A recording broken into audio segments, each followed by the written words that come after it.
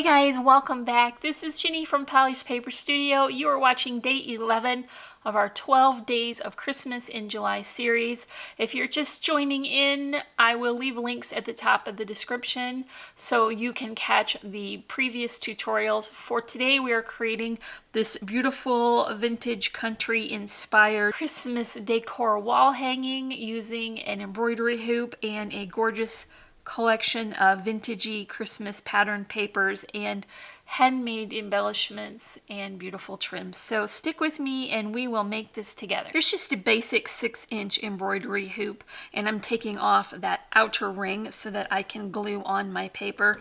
You can choose to paint these or finish the outside with wood stain, but I really like that natural color with the collection, so I'm using the simple vintage Christmas again like I did in yesterday's video. And so to start, what I did was place my inner ring on a sheet of 110-pound cardstock.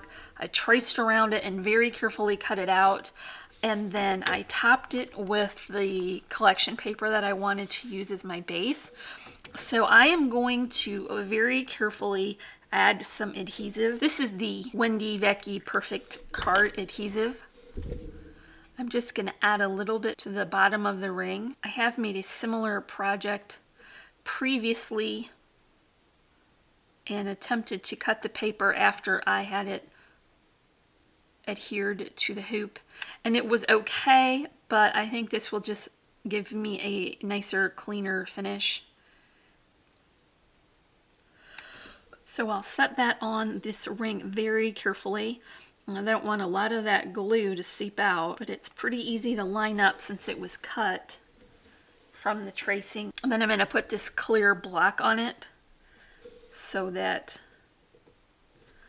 it will hold it in place and give it some pressure to help it set up. I've left that there for a bit so that I would be sure that that was adhered very well. And I'll just go ahead and add the outer ring back on now. It's a good idea to go ahead and add your hanger now before you begin to put all the bulky layers on top. I'm just gonna pull this beautiful check ribbon through and tie it on the top. Clip the excess into a nice angled tail so that it won't ravel. Then I'll add a bit of hot glue to the top and add my bow. This is topped with some loopy twine for a second bow layer, and then some beautiful jingle bells. I'll just wrap that tail around here so that I am sure that it will stay in place. Now I'll add the layers.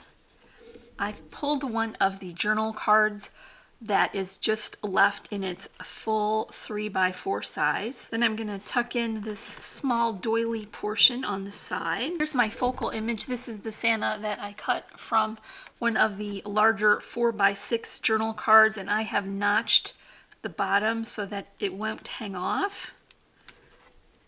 He's just going right here. I left a small border around the outside, about a 1/16 of an inch, so that it would look like a die cut rather than a fussy cut image. Here are a couple charms on a vintage button. I'm going to add that to the top. I've got some chipboard snowflakes here from Gypsy Soul Laser Cuts, and I'm going to include these as part of the floral arrangement, but I want to bring these in and show you how I've arranged them with the poinsettias, some smaller flowers, and I'm alternating the colors with a pattern, some loopy twine bows here, and some die cut foliage, and that's just going right on the bottom, so I can see that I want to maybe scooch that snowflake in just a little bit and this one up so that I don't lose too much of them behind the flowers. These are just finished in a flat white acrylic paint, and I can add those with a little hot glue because they're going to be partially hidden behind those flowers. Because I put the glitter on the die cut, I'm not going to glitter the snowflakes,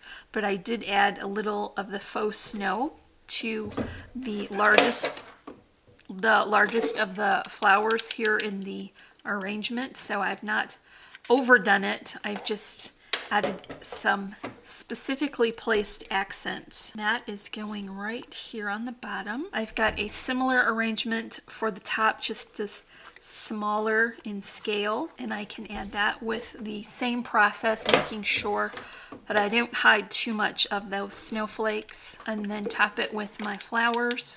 So that is all for day 11 of our 12 Days of Christmas in July series. If you enjoyed this project, make sure you come back tomorrow.